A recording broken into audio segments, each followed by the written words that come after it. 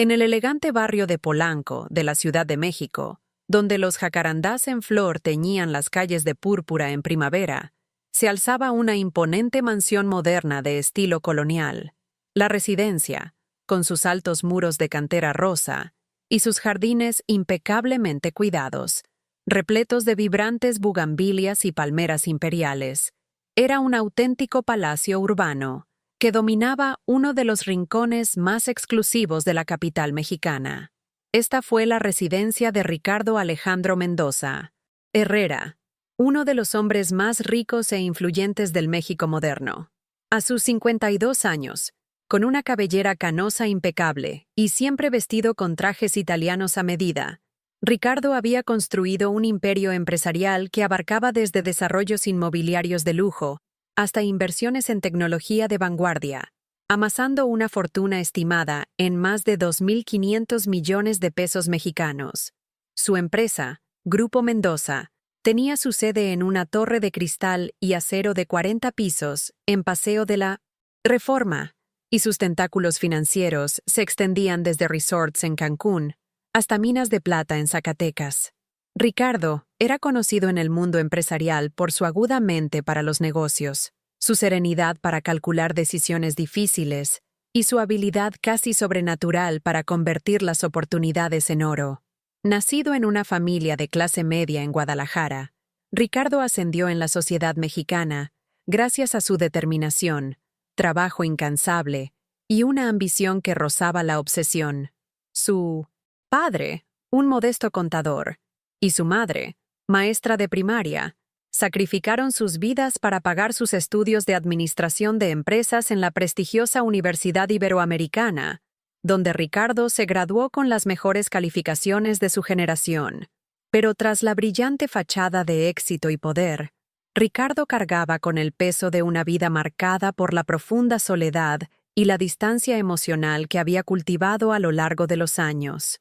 Divorciado hacía 5 años de Elena Cristina Romero, una reconocida socialité de la élite mexicana y heredera de una familia tradicional regiomontana, había perdido no solo a su esposa, sino también a la única persona que había intentado demostrarle que había cosas más importantes que las hojas de cálculo y los contratos. Elena había sido paciente durante casi 15 años de matrimonio, esperando que Ricardo encontrara un equilibrio entre su ambición desmedida y su vida familiar. Toleró sus constantes ausencias, las cenas canceladas, las vacaciones interrumpidas por llamadas urgentes y las noches que dormía sola, mientras él trabajaba hasta el amanecer en su oficina. El divorcio llegó cuando finalmente se dio cuenta de que competía con algo que siempre ganaría: la obsesión de Ricardo por construir su imperio financiero. Ahora vivía solo con Diego Alejandro, su hijo de 16 años, un joven inteligente y sensible que había heredado la mirada penetrante de su padre, pero que mostraba una personalidad mucho más cálida y empática. Diego estudió en el colegio alemán Alexander von Humboldt, uno de los más prestigiosos de la ciudad, donde destacó en matemáticas y literatura, pero sentía una creciente distancia del padre al que admiraba y resentía. Ricardo rara vez veía a su hijo debido a su apretada agenda de reuniones con inversionistas internacionales, viajes para lanzar nuevas empresas y una rutina que comenzaba a las 5:30 am y a menudo terminaba después de la medianoche. Sus conversaciones se limitaban a preguntas básicas sobre las calificaciones escolares durante los pocos desayunos que compartían, siempre interrumpidas por llamadas telefónicas que Ricardo consideraba más urgentes que cualquier cosa que Diego quisiera discutir. La mansión, con sus 1.200 metros cuadrados distribuidos en 2 plantas y un sótano convertido en bodega, fue una obra maestra arquitectónica que combinó elementos tradicionales mexicanos con tecnología de vanguardia. Los suelos de mármol travertino se extendían por amplios salones, decorados con obras de arte de Diego Rivera y Rufino Tamayo, mientras que enormes ventanales ofrecían impresionantes vistas del bosque de Chapultepec. La piscina climatizada del jardín de invierno estaba rodeada de un paisajismo que recreaba un oasis tropical, con orquídeas exóticas y una cascada artificial abierta las 24 horas. Esta impresionante propiedad estaba impecablemente mantenida por un pequeño pero dedicado equipo, liderado por María Carmen Vázquez Hernández, una mujer de 45 años que había trabajado como jefa de limpieza durante 3 años y se había convertido, sin que Ricardo se diera cuenta, en el verdadero corazón de la casa. María Carmen era originaria de San Juan Guelavia, una pequeña comunidad zapoteca en las montañas de Oaxaca, donde nació en una familia de artesanos que tejían tapetes tradicionales en telares de madera que se transmitían de generación en generación. Llegó a la capital mexicana a los 22 años en busca de mejores oportunidades tras casarse con Roberto Vázquez, un joven mecánico que soñaba con abrir su propio taller en la gran ciudad. La pareja llevaba 15 años feliz, construyendo una vida modesta pero llena de amor en un pequeño apartamento en el barrio de Doctores. Roberto trabajaba en un taller mecánico en la zona industrial, mientras que María Carmen se encargaba del hogar y criaba a Andrés, su único hijo, quien llegó para coronar su felicidad a los 33 años. Eran una familia unida por la tradición, su profunda fe católica y el sueño de ofrecerle a su hijo oportunidades que nunca habían tenido. Pero el destino tenía otros planes. Roberto falleció trágicamente en un accidente de tránsito en la carretera México-Puebla durante un viaje de negocios, dejando a María Carmen viuda a los 42 años, con un hijo de 9 años y apenas unos modestos ahorros para sobrevivir.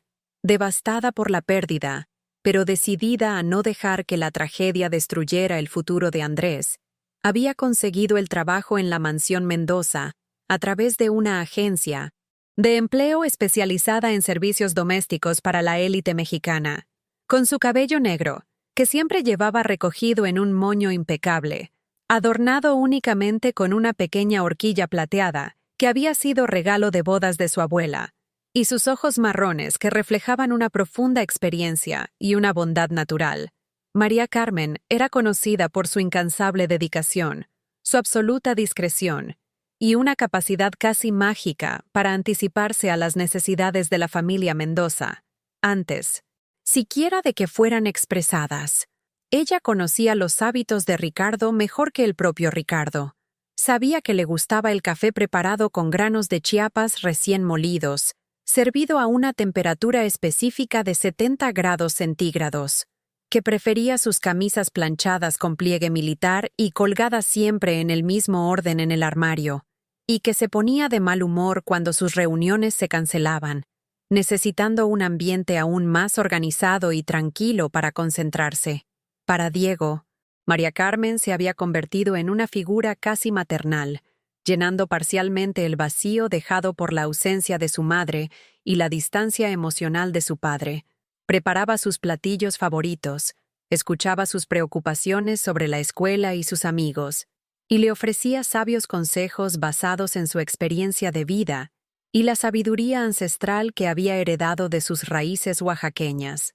Lo que Ricardo no sabía, y lo que María Carmen ocultaba tras su impecable profesionalismo y una sonrisa, siempre amable, era que se enfrentaba a su propia y devastadora batalla silenciosa. Su hijo de 12 años, Andrés Roberto, llevaba 6 meses hospitalizado en el Hospital Infantil de México Federico Gómez, luchando contra una leucemia linfoblástica aguda. Le habían diagnosticado leucemia linfoblástica aguda tras una serie de síntomas que, al principio, parecían una simple gripe persistente. El niño, que había heredado la vivaz inteligencia de su madre y la determinación de su difunto padre, era la razón por la que María Carmen seguía respirando cada día. Andrés siempre había sido un niño especial. A los 8 años, ya leía libros para adolescentes, demostraba una curiosidad insaciable por el funcionamiento de las cosas y soñaba con ser médico para ayudar a los enfermos como Jesús sanaba a los enfermos, como solía decir, con los ojos llenos de esperanza y fe. Cada noche, después de terminar sus responsabilidades en la mansión, que incluían supervisar la limpieza de las 12 habitaciones, coordinar al resto del personal, preparar informes semanales sobre los suministros de la casa y asegurarse de que cada detalle de la vida de los Mendoza funcionara con precisión suiza, María Carmen tomaba 2 autobuses urbanos que la llevaban a través de la ciudad en el viaje de 1 hora y 40 minutos hasta el hospital.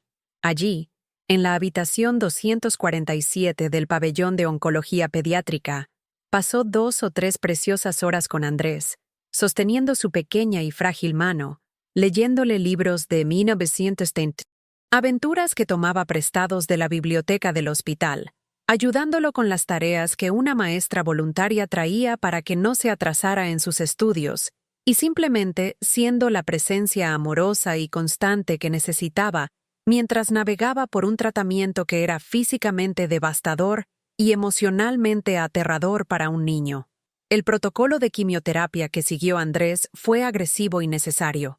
Sesiones de horas, durante las cuales el niño recibió una combinación de medicamentos que atacaban las células cancerosas, pero también dejaban su pequeño cuerpo exhausto, le provocaban náuseas violentas, le hacían caer el pelo a mechones y reducían su inmunidad a niveles peligrosos que lo obligaban a aislarse de la mayoría de los demás niños. Pero Andrés lo enfrentó todo con una valentía que no solo su madre admiraba, sino también todo el equipo médico. En los días más difíciles, cuando la quimioterapia lo dejaba tan débil que apenas podía levantar la cabeza, aún lograba sonreírle a María Carmen y hacer bromas para hacerla reír, concentrándose en consolarla cuando veía lágrimas en sus ojos. «Mami, no llores». Él le susurraba con voz fraca más firme. «Los doctores dijeron que me voy a curar. Y cuando salga de aquí, voy a estudiar mucho para ser el mejor doctor del mundo y nunca más vamos a estar tristes». Después de estas visitas nocturnas, que eran a la vez la parte más preciada y dolorosa de su día, María Carmen regresaba a su pequeña casa alquilada en la Colonia Roma Norte, un modesto departamento de 2 habitaciones que compartía con su hermana menor, Esperanza, quien había venido de Oaxaca para ayudarla durante esta crisis. Solía llegar a casa después de la medianoche, dormir solo 4 o 5 horas y despertarse antes de las 6 de la mañana para reanudar su doble jornada de trabajo y maternidad. El salario que recibía de Ricardo, aunque generoso para el mercado mexicano, unos 18,000 pesos mensuales más prestaciones, apenas cubría los astronómicos costos del tratamiento médico especializado que Andrés requería. Incluso con la seguridad social básica, los medicamentos experimentales, las pruebas especializadas y la atención adicional costaban una fortuna para una familia de clase trabajadora. María Carmen había vendido en secreto todas sus posesiones valiosas, las joyas de boda que Roberto le había regalado, las alfombras artesanales que su familia había confeccionado y que eran su reliquia más preciada, incluso el pequeño coche usado que Roberto había comprado con tanto orgullo años atrás. Se había endeudado con usureros, había pedido prestado dinero a todos sus familiares e incluso había considerado embargar la casa de su madre en Oaxaca, la única propiedad que le quedaba a su familia. Sin embargo, ocultó todo su dolor y desesperación tras una sonrisa amable y una eficiencia profesional casi impresionante. Ricardo nunca sospechó nada, pues María Carmen tenía un orgullo férreo que le impedía mostrar debilidad o pedir ayuda. En su cultura oaxaqueña, existía la tradición de la dignidad en el sufrimiento, de cargar con las propias cruces sin molestar a los demás, especialmente a quienes dependían de uno para su bienestar. Se despertaba cada mañana a las 5:30, se daba una ducha rápida, se recogía el pelo en un moño perfecto, se ponía su uniforme impecablemente planchado y se aplicaba una ligera capa de maquillaje para disimular las profundas ojeras que se acentuaban semana tras semana. Al llegar a la mansión a las 7:00, era la personificación de la eficiencia y la cortesía profesional, saludando a Ricardo y Diego con una sonrisa radiante que jamás delataba la profunda preocupación que sentía en el pecho. Rosa Delgado, la cocinera de 38 años que llevaba 2 años trabajando en la mansión, y Alejandro Torres, el jardinero y chofer de 55 años que llevaba 4 años allí, conocían parcialmente la situación de María Carmen. Rosa había notado que María Carmen rara vez comía durante el día, que a Veces se le enrojecían los ojos al caer la tarde y que recibía discretas llamadas del hospital que la dejaban visiblemente conmocionada. Alejandro, hombre de pocas palabras pero de gran corazón, se había dado cuenta de que María Carmen nunca le pedía que la llevara, ni siquiera cuando se ofrecía a llevarla a casa después de un día particularmente largo. Sospechaba que tenía un destino específico cada noche, pero respetaba demasiado su privacidad como para preguntárselo directamente. Era un jueves lluvioso de octubre cuando sus vidas darían un giro completamente diferente. La capital mexicana se vio envuelta en una de esas típicas tormentas de otoño, con fuertes vientos que hacían bailar violentamente a los jacarandás y una lluvia persistente que convertía las calles en ríos temporales. Ricardo había regresado temprano de una reunión de último minuto que se canceló cuando el director ejecutivo de una empresa estadounidense no pudo aterrizar en el aeropuerto debido al mal tiempo. Alrededor de las 22:30, después de cenar solo en su oficina mientras revisaba contratos para una adquisición en Monterrey, Ricardo bajó a la cocina a buscar un vaso del agua alcalina especial que guardaba en el refrigerador, algo que rara vez hacía, pues solía pedirles a los empleados que le trajeran lo que necesitara. Diego estaba de intercambio de una semana en Puebla con su escuela, así que la casa estaba más tranquila de lo habitual. La lluvia golpeaba contra los enormes ventanales de la mansión, creando un sonido rítmico y cautivador que resonaba por los pasillos de mármol y las altas habitaciones. Las luces automáticas se encendieron mientras Ricardo caminaba por las habitaciones, y notó lo diferente que se sentía la casa sin la energía juvenil de Diego. Al pasar por el pasillo lateral que conducía a las habitaciones del personal, una zona de la casa que visitaba quizás 2 veces al año para realizar inspecciones de mantenimiento, Ricardo oyó un sonido bajo y constante que no pudo identificar de inmediato. Al principio, pensó que era el sonido de la lluvia que resonaba extrañamente en la arquitectura de la casa, o quizás el sistema de calefacción en funcionamiento, pero al acercarse, se dio cuenta de que eran voces humanas susurrando en un tono respetuoso y reverente. Reconoció de inmediato una de estas voces como la de María Carmen, pero tenía un matiz diferente, una vulnerabilidad cruda y una profunda emoción que nunca había oído en todos sus años de interacción profesional. Curioso y ligeramente preocupado por si hubiera algún problema o emergencia en la casa, se acercó en silencio a la puerta, que estaba entreabierta.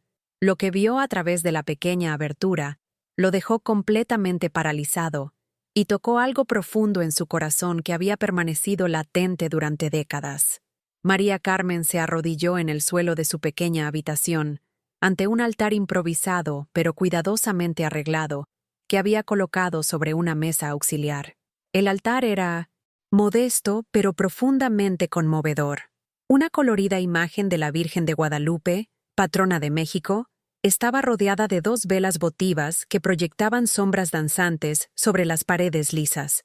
Había pequeñas flores de cempasúchil que debió haber recogido del jardín de la mansión, un rosario de madera visiblemente desgastado por el uso constante, y una pequeña fotografía de un niño sonriente, que Ricardo no podía ver claramente desde su posición, pero que obviamente era muy preciada para ella. Junto a María Carmen estaban Rosa y Alejandro, los 3 empleados unidos en oración, una muestra de solidaridad y fe tan íntima como poderosa. Rosa sostenía una de las manos de María Carmen, mientras que Alejandro, aunque reservado por naturaleza, se había quitado la cofia en señal de respeto y mantenía los ojos cerrados en profunda concentración. Virgencita Santa de Guadalupe, Madre de todos los mexicanos, murmuraba María Carmen como una voz embargada por lágrimas, que él atentaba controlar. Te pido con todo mi corazón que protejas a mi niño Andrés. Él es todo lo que tengo en este mundo. Es la luz de mis ojos y la razón por la que me levanto cada mañana. Dame fuerzas para seguir adelante en esta prueba tan difícil y ayúdalo a sanar con tu bendición milagrosa. Su voz quebró ligeramente cuando continuó. Si es tu voluntad que él venga contigo al cielo, dame la fuerza para aceptar tu decisión. Pero por favor, Virgencita, No me lo quites todavía.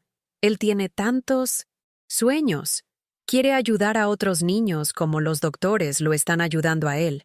Permíteme ver crecer a mi hijo, verlo convertirse en el hombre bueno que sé que puede ser.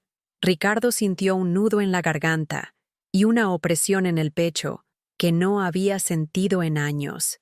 Esas palabras, llenas de un dolor maternal absoluto y de un amor incondicional, tocaron algo en su alma, endurecido por décadas de centrarse en el éxito material. No tenía ni idea de que María Carmen tenía un hijo, y mucho menos de que estaba gravemente enfermo y luchando por su vida. Rosa, con lágrimas escorrendo pelo rostro, apertó más firmemente a mão de María Carmen y dice: «Sabemos que don Ricardo es un buen patrón, María Carmen, pero entendemos por qué no puedes pedirle ayuda. Eres una mujer muy orgullosa y tienes miedo de perder este trabajo que necesitas tanto para pagar el tratamiento de Andrés». Alejandro, que trabajaba na mansão a más tiempo que todos y había desenvolvido un cariño paternal por María Carmen, acrecentó con su voz rouca: «Todos hemos visto cómo trabajas día y noche, cómo te has vuelto más delgada cada semana, cómo a veces te quedas en el baño llorando cuando crees que nadie te ve. Sabemos que sales cada noche para ir al hospital y que regresas antes del amanecer para estar aquí cuando don Ricardo y el joven Diego te necesitan. Pero nunca te quejas», continuó Rosa. «Nunca dejas que tus problemas afecten tu trabajo. Eres la persona más fuerte que conocemos, pero también sabemos que te estás acabando por dentro. No puedes seguir así mucho tiempo más». María Carmen sollozó suavemente. «Es que no puedo fallarles. Este trabajo es lo único que me permite pagar el tratamiento de Andrés. Si don Ricardo se entera de mis problemas, podría pensar que no puedo concentrarme en mi trabajo, o que voy a pedirle dinero prestado, o que voy a crear drama en su casa. No puedo arriesgarme a perder esta oportunidad». «Pero tampoco puedes seguir matándote así», replicó Rosa con firmeza. «Amorosa. Andrés necesita a su mamá fuerte y saludable. No necesita que te enfermes también por tratar de ser perfecta para todos». Ricardo escuchaba cada palabra con una intensidad de emoción creciente que lo sorprendió. Durante todos estos años, había visto a María Carmen simplemente como una empleada altamente eficiente, una pieza importante pero impersonal en el engranaje que mantenía su vida funcionando sin problemas. Nunca había considerado que ella tuviera una vida personal compleja, desafíos devastadores, ni que pudiera estar sacrificando tanto para conservar su trabajo. Se retiró en silencio, con el corazón latiendo rápida e irregularmente. Subió las escaleras de mármol hasta su dormitorio principal. Se sentó en el borde de su cama king size, que costaba más de lo que mucha gente gana en un año, y permaneció allí en silencio durante casi una hora, procesando lo que acababa de presenciar. La tormenta afuera seguía rugiendo, pero la tormenta emocional en su interior era aún más poderosa. Por primera vez en décadas, Ricardo se vio brutalmente confrontado con una realidad que iba mucho más allá de las cifras de sus cuentas bancarias. Las gráficas de crecimiento de sus inversiones y los contratos millonarios que firmaba habitualmente. Había descubierto que una persona a la que veía a diario, en quien confiaba ciegamente para que se ocupara de los aspectos más íntimos de su vida doméstica, estaba viviendo un drama personal de proporciones devastadoras. Durante esa larga noche de insomnio, Ricardo se preguntó cómo María Carmen lograba mantener su impresionante eficiencia profesional y su constante amabilidad mientras vivía una pesadilla que destrozaría a la mayoría. Recordó cómo siempre se preocupaba por Diego, preguntándole si había comido bien, si necesitaba algo para la escuela, si estaba contento. Ahora comprendía que tras esa solicitud maternal se escondía una madre desesperada y rota, privada del cuidado de su propio hijo. Los recuerdos comenzaron a formarse en su mente como piezas de un rompecabezas emocional al que nunca había prestado atención. Las veces que había encontrado a María Carmen mirando por la ventana, con una expresión melancólica que rápidamente se transformaba en una sonrisa cuando lo veía. Las veces que parecía terminar apresuradamente llamadas telefónicas cuando él entraba en una habitación. Las veces que la había notado tocando un pequeño crucifijo alrededor de su cuello, con una intensidad que sugería una oración, silenciosa. Ahora todo cobraba un sentido terrible y desgarrador. Durante 3 años, había llevado esta carga sola, protegiendo a su familia de su propio dolor, para no poner en peligro el trabajo que representaba su única esperanza de salvar a su hijo.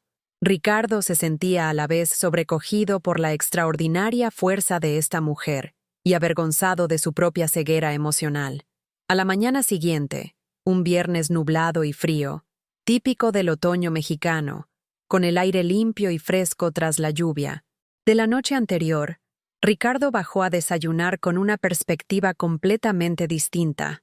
Observó a María Carmen con nuevos ojos, fijándose en detalles que había ignorado durante años. Las profundas ojeras que intentaba disimular con maquillaje cuidadosamente aplicado. La forma en que sostenía discretamente el crucifijo que llevaba colgado del cuello cuando creía que nadie la veía. El temblor casi imperceptible de sus manos al servir café, y la forma en que se movía con una energía que parecía forzada, como si luchara constantemente contra el agotamiento. Cuando Diego llamó desde Puebla durante el desayuno para contarle sobre las actividades de su programa de intercambio, Ricardo notó cómo María Carmen discretamente detenía lo que estaba haciendo para escuchar la conversación, sonriendo genuinamente al escuchar que el joven se estaba divirtiendo y aprendiendo mucho. «Papá», dijo Diego por el altavoz, «¿sabías que María Carmen tiene un hijo más o menos de mi edad? Ayer, antes de irme, vi una foto en la mesa de la cocina cuando fui a buscar agua por la noche. Parecía de un hospital o algo así». Ricardo casi se atraganta con el café, mirando discretamente a María Carmen, quien se había puesto visiblemente rígida y bajado la mirada. «¿Qué quieres decir, Diego? Cuéntame más sobre eso». Ella guardó la foto rápidamente al verme, pero alcancé a verla. El niño estaba en una cama de hospital, calvo, pero sonriendo. Parecía muy valiente, ¿sabes? María Carmen se sintió un poco avergonzada al darse cuenta de que lo había visto y murmuró algo sobre que era su sobrino. Pero papá, por su mirada, supe que era alguien muy importante para ella. María Carmen se había retirado discretamente a la cocina, pero Ricardo notó que le costaba controlar sus emociones.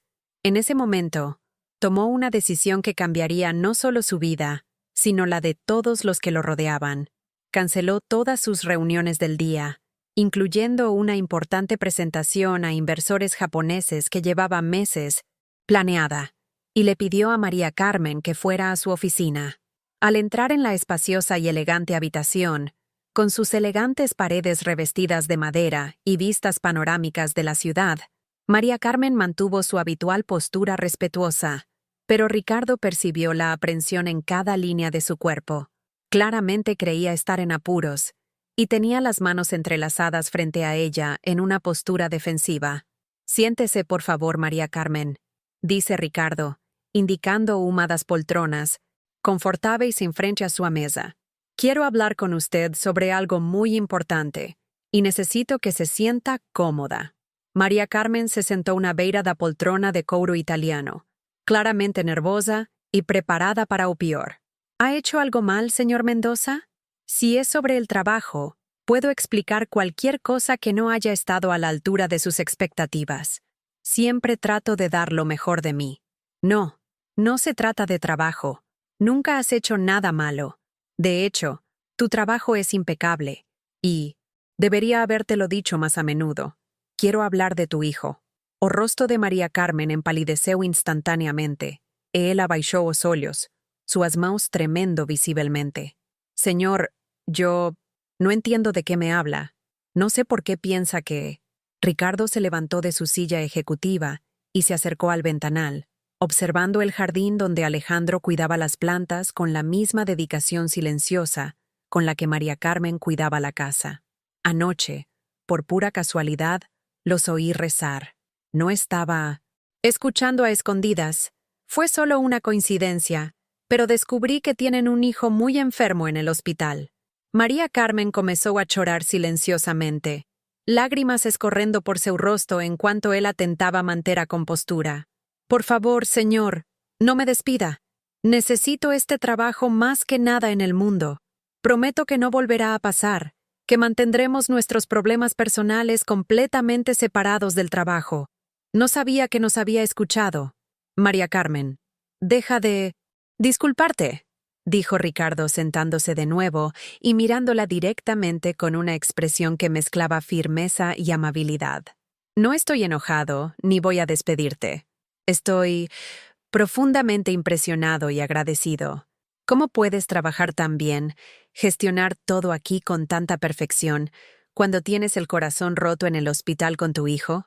Es lo único que puedo hacer, señor, respondió ella con voz embargada. Trabajar aquí me da el dinero para pagar su tratamiento. Si pierdo este empleo, no podré ayudarlo. Él depende de mí para vivir. Ricardo regresó a su escritorio y se sentó, pero esta vez no como el empresario distante de siempre, sino como un ser humano conmovido por la historia que escuchaba. Háblame de Andrés. Quiero saberlo todo sobre él, sobre su enfermedad, sobre lo que estás pasando. Y por favor no tengas miedo de decirme la verdad. Durante las 2 horas siguientes, en una conversación interrumpida únicamente por la orden de Ricardo a su secretaria de cancelar todas las reuniones del día, María Carmen se sinceró por completo. Relató cómo descubrió la enfermedad de su hijo hacía 6 meses, cuando Andrés empezó a experimentar fiebres constantes, hematomas inexplicables y fatiga que no mejoraba con el descanso. Describió la aterradora mañana en que llevó a Andrés al hospital público. Esperó 8 horas en una sala de urgencias abarrotada y recibió un diagnóstico que le destrozó el mundo: leucemia linfoblástica aguda. Explicó cómo había vendido todas sus pertenencias, las joyas de boda que Roberto le había regalado, las alfombras artesanales de su familia, que eran verdaderas obras de arte, y el coche usado que representaba años de ahorros.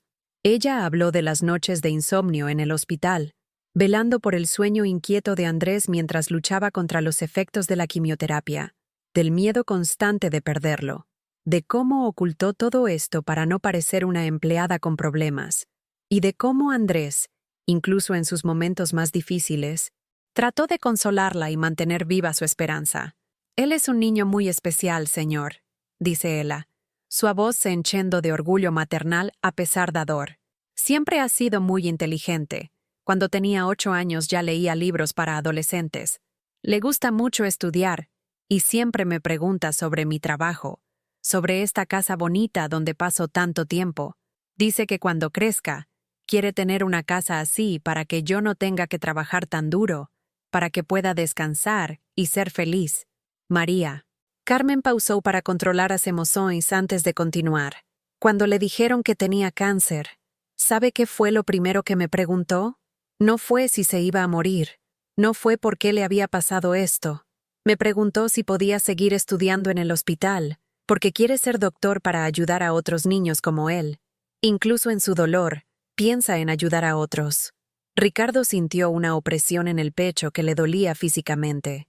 Durante años, había medido el éxito en términos de ganancias, crecimiento del mercado y expansión empresarial. Ahora escuchaba sobre una riqueza que nunca había considerado: la riqueza del carácter, la valentía y el amor incondicional. María Carmen, quiero conocer a Andrés. ¿Podemos ir al hospital ya? Ahora, señor, pero usted tiene reuniones importantes, compromisos que no puede cancelar. Los negocios pueden esperar, dijo Ricardo con una convicción que lo sorprendió. Hay cosas en la vida infinitamente más importantes que cualquier reunión o contrato, y conocer a tu hijo es una de ellas. 1 hora después, Ricardo se encontró por primera vez en su vida en el Hospital Infantil de México, Federico Gómez, un lugar que representaba un mundo completamente diferente a todo lo que había conocido. El contraste con su vida de lujo era impactante: pasillos con pintura descascarada, salas de espera con incómodas sillas de plástico y un persistente olor a desinfectante que no podía ocultar por completo otras realidades menos agradables. Pero fue lo que vio en la sala de oncología pediátrica lo que realmente transformó su perspectiva de la vida. Niños, calvos por la quimioterapia, jugaban en los pasillos con una alegría que contrastaba trágica y hermosamente con su condición física. Algunos estaban en sillas de ruedas, Otros usaban mascarillas para proteger sus debilitados sistemas inmunitarios, pero había una luz en los ojos de muchos de ellos que Ricardo nunca había visto en adultos sanos de su círculo social. Los padres dormían en 1908, sillas incómodas junto a las camas de sus hijos, algunos durante semanas o meses, en una vigilia constante. Una sensación palpable de esperanza, mezclada con desesperación, impregnaba toda la habitación, pero también la solidaridad entre familias que enfrentaban la misma batalla contra la enfermedad más temida de todas. Andrés estaba en la habitación 247, compartiendo espacio con otro niño de edad similar.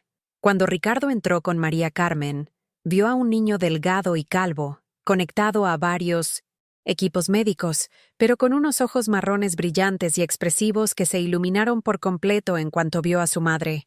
«¡Mamá!», exclamó Andrés con una voz que, aunque más débil de lo que debía ser para su edad, denotaba genuina alegría. «No esperaba verte hasta esta noche. ¿Cómo pudiste venir antes?» «Mi amor», dice María Carmen, beijando a testa do filho y arrumando cuidadosamente os cobertores alrededor dele. «Te traje a alguien muy especial. Este es el señor Ricardo Mendoza, mi jefe, de mi honestidad, quien siempre te hablo en nuestras conversas». Andrés tentouse sentar melhor na cama hospitalar, e com uma maturidade impressionante para sua idade, estendeu uma mão pequena mas firme para cumprimentar Ricardo. «Mucho gusto, señor Mendoza. Mi mamá siempre me dice que usted es muy bueno con ella, que tiene una casa hermosa como un palacio, y que su hijo Diego es muy inteligente». Ricardo se sintió profundamente conmovido por la cortesía y la dignidad del niño, pues logró mantener un protocolo social adecuado incluso en circunstancias tan difíciles. «El placer es mío, Andrés. Tu madre también me habló mucho de ti, de lo inteligente y valiente que eres». Durante la visita, que duró casi 2 horas, Andrés le mostró a Ricardo sus dibujos, bocetos impresionantemente detallados de equipo médico, otros pacientes y médicos y enfermeras en acción.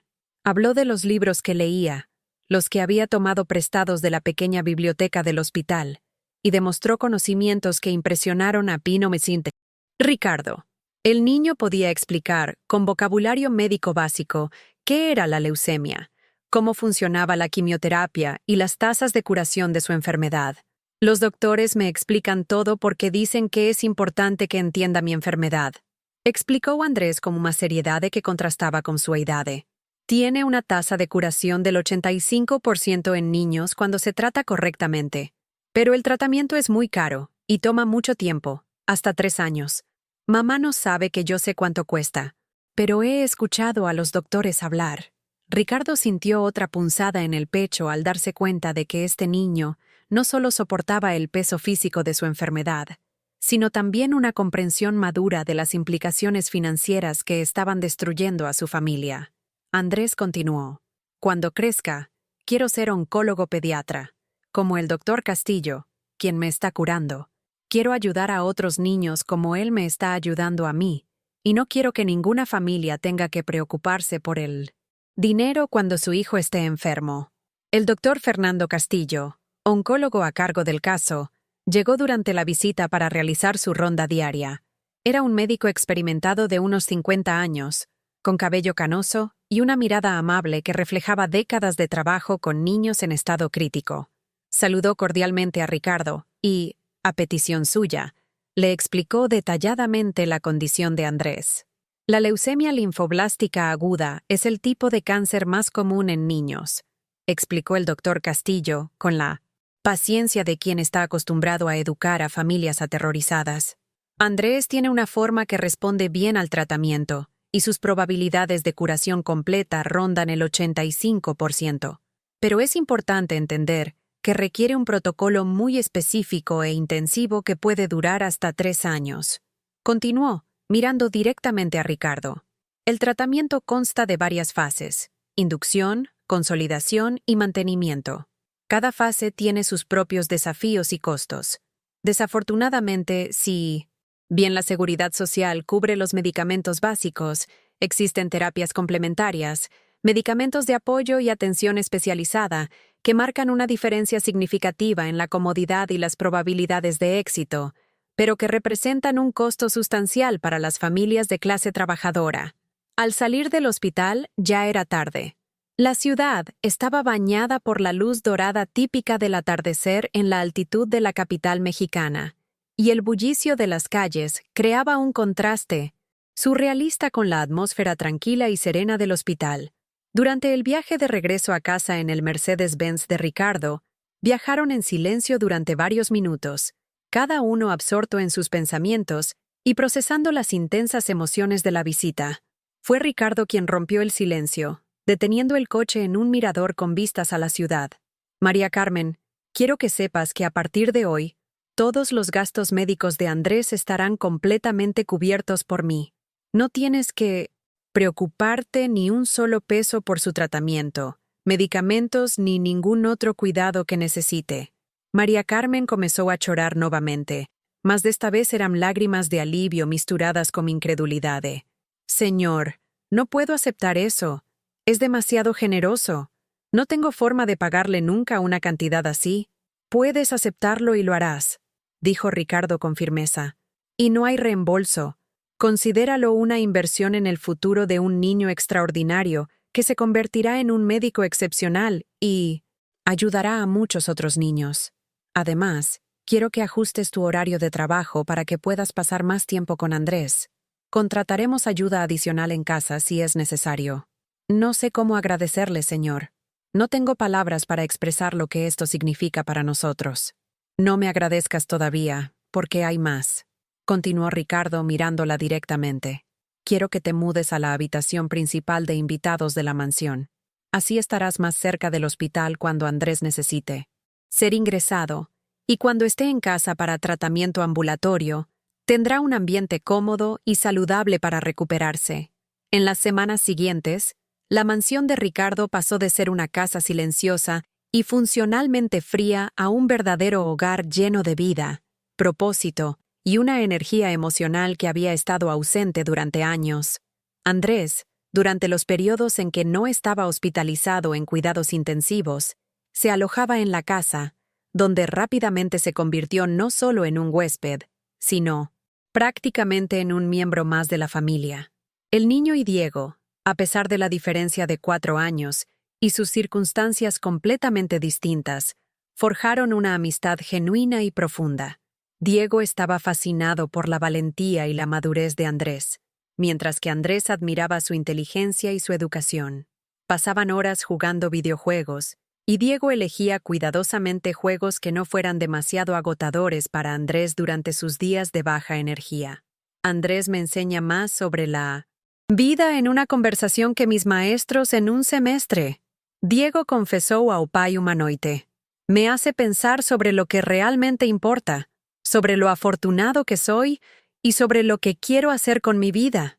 Diego, quien antes veía a su padre como una figura distante, siempre ocupado con su trabajo, comenzó a observar los profundos cambios en Ricardo con creciente curiosidad y admiración.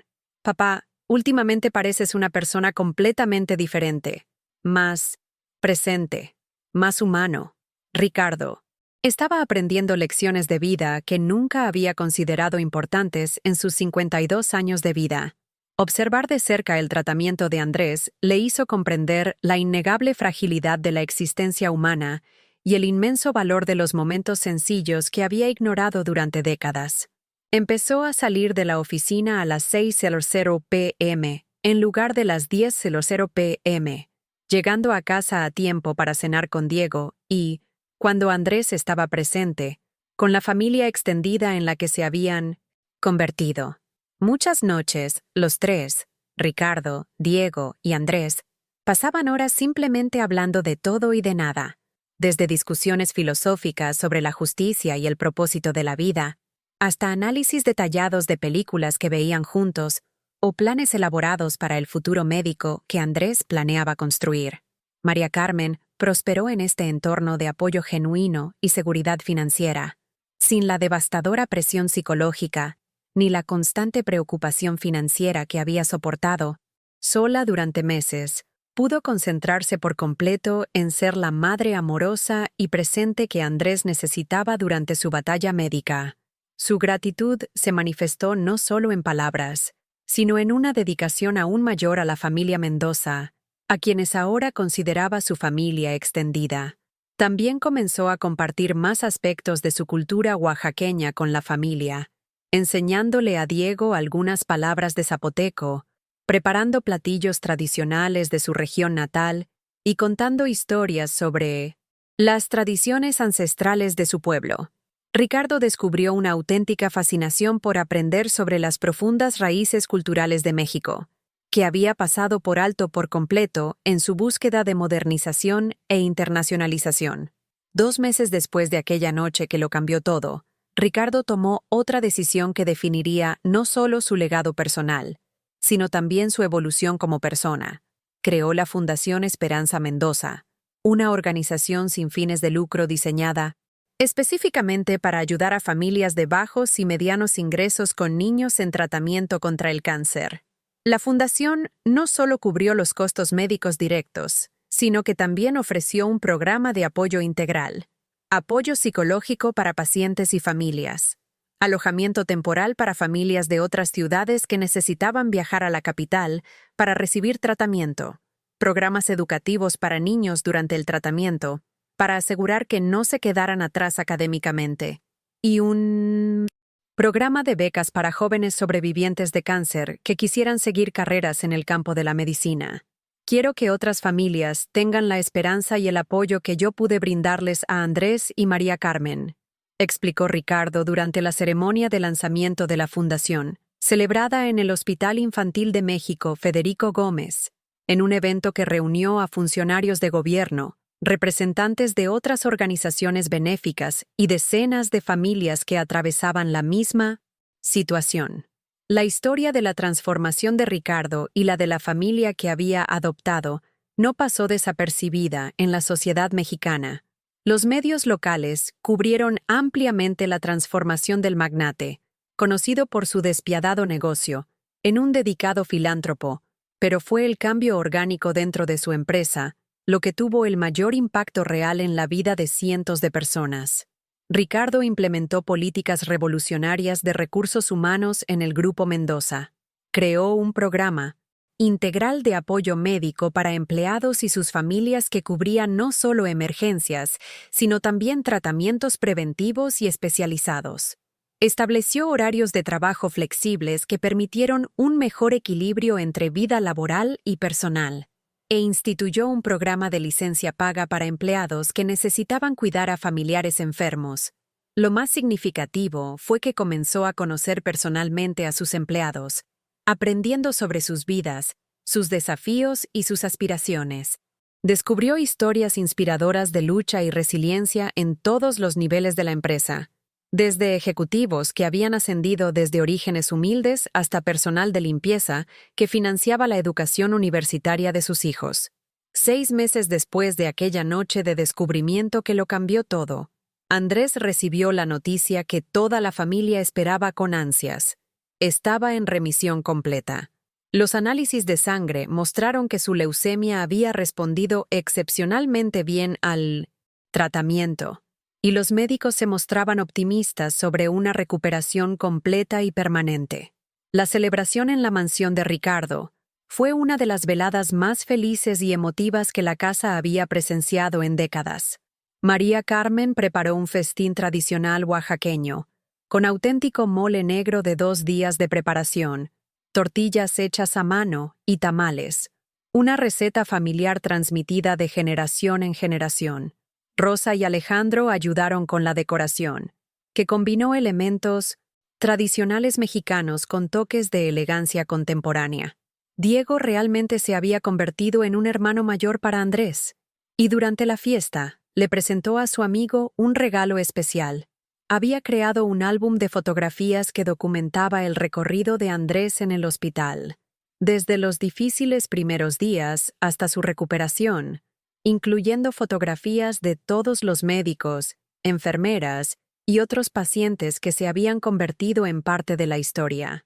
Señor Ricardo, dice Andrés, durante la celebración, seus cabelos começando a crescer novamente em chumaço escuro e rebelde. Mi mamá me contó que usted nos ayudó porque escuchó nuestras oraciones aquella noche de lluvia. ¿Cree que la Virgencita de Guadalupe los guió hasta nosotros para cambiar nuestras vidas? Ricardo, quien se había distanciado completamente de la fe desde joven, centrando toda su vida únicamente en logros materiales mensurables, reflexionó profundamente sobre la pregunta antes de responder. ¿Sabes, Andrés? Durante la mayor parte de mi vida, nunca pensé mucho en las fuerzas espirituales ni en el destino. Siempre creí que el éxito solo se alcanza con trabajo duro y planificación minuciosa. Pero conocerte a ti y a tu madre me enseñó que hay fuerzas en el mundo más grandes e importantes que nuestros planes y ambiciones materiales. Hizo una pausa, mirando la sala llena de rostros felices y sonrientes. Quizás sí, quizás fue la Virgen de Guadalupe, o quizás fue el destino el que nos puso en el cinto camino del otro justo cuando todos necesitábamos este cambio. Lo que sé con certeza es que esa noche me enseñó que la verdadera riqueza no reside en lo que acumulamos, sino en lo que somos capaces de dar y en las conexiones humanas que construimos. Un año después, Ricardo era irreconocible como persona, pero reconocible como la mejor versión de sí mismo que podría haber alcanzado. Había encontrado un equilibrio genuino entre el éxito profesional y la realización personal que jamás imaginó posible. Su negocio seguía prosperando, pero ahora se guiaba por principios que iban más allá de la máxima rentabilidad, responsabilidad social, trato ético a los empleados y contribuciones significativas a la comunidad.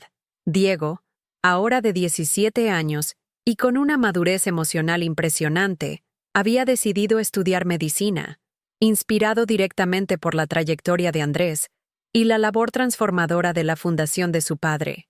Papá, quiero poder ayudar a niños como Andrés. Quiero marcar la diferencia en la vida de las personas, como tú lo hiciste en la nuestra y en la de tantas otras familias.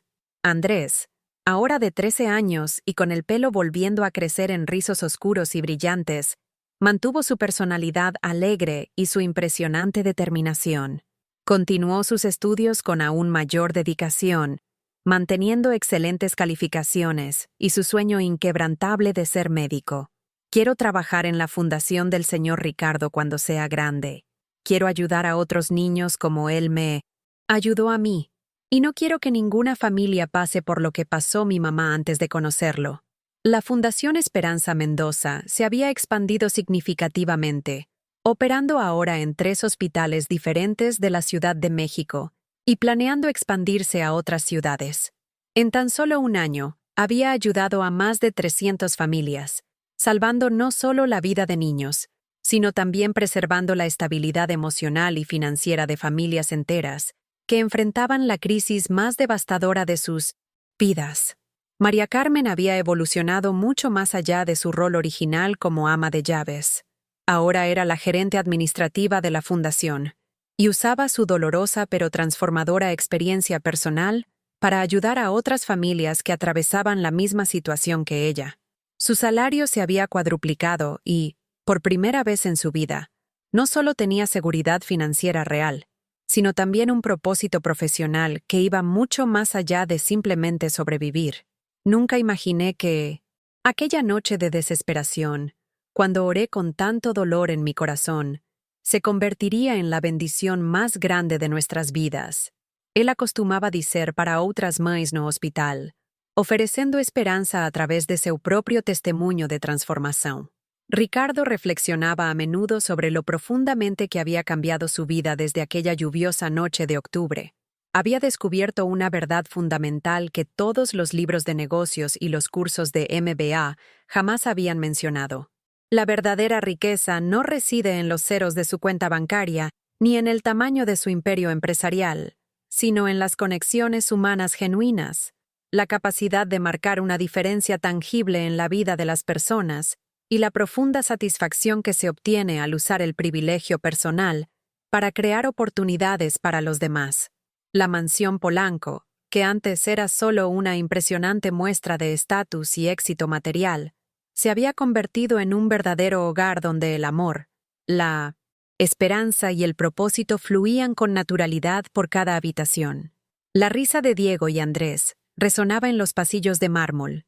María Carmen tarareaba canciones tradicionales oaxaqueñas mientras trabajaba, y Ricardo finalmente había encontrado la paz interior y la plenitud espiritual que siempre había buscado en los negocios, pero nunca había logrado. En una noche particularmente clara de diciembre, casi 14 meses después de descubrir a María Carmen rezando desesperada por su hijo, Ricardo se encontró caminando por el mismo pasillo donde todo empezó. Esta vez, sin embargo, el sonido que provenía del dormitorio no eran oraciones desesperadas, sino risas alegres. Andrés le contaba chistes a Diego mientras hacían la tarea juntos, con María Carmen supervisando con una sonrisa radiante que iluminaba todo su rostro. Ricardo sonrió para sí mismo, comprendiendo finalmente que, a veces, las mayores transformaciones de la vida comienzan con los más pequeños actos de humanidad. Una simple oración, escuchada por casualidad, le reveló que hay algo infinitamente más valioso que todos sus logros materiales: la oportunidad de ser un instrumento de esperanza y cambio en la vida de los demás. La historia de Ricardo Mendoza y María Carmen Vázquez trascendió las paredes de su mansión en Polanco. Se convirtió en un poderoso ejemplo de cómo la empatía y la compasión pueden transformar no solo vidas individuales, sino comunidades enteras. La Fundación Esperanza Mendoza ya había ayudado a más de 500 familias en su segundo año de operaciones, y Ricardo descubrió que el verdadero éxito no se mide por lo que acumulamos, sino por lo que somos capaces de dar generosamente al mundo. Y cada noche, antes de acostarse, Ricardo agradecía en silencio la lluvia que lo hacía salir de su oficina en el momento justo, la curiosidad que lo condujo a la puerta entreabierta, y, sobre todo, la sabiduría de elegir la humanidad por encima de la indiferencia en ese momento crucial que cambió sus vidas para siempre. Aprendió que la verdadera prosperidad no proviene de construir altos muros alrededor de nuestra riqueza, sino de abrir puertas para que otros puedan encontrar esperanza y oportunidades. La transformación de Ricardo demostró que nunca es tarde para descubrir lo que realmente importa en la vida, y que a veces las mayores bendiciones se disfrazan de interrupciones a nuestros planes cuidadosamente trazados. Esa lluviosa noche de octubre no solo salvó la vida de Andrés, sino también el alma de Ricardo, mostrándole que la verdadera grandeza reside en usar nuestros privilegios para impulsar a otros, creando un legado que va mucho más allá de cualquier imperio financiero. Si esta historia te conmovió, no olvides darle a me gusta y suscribirte al canal para ver más historias inspiradoras como esta. Recomienda este video a alguien que necesite un mensaje de esperanza hoy.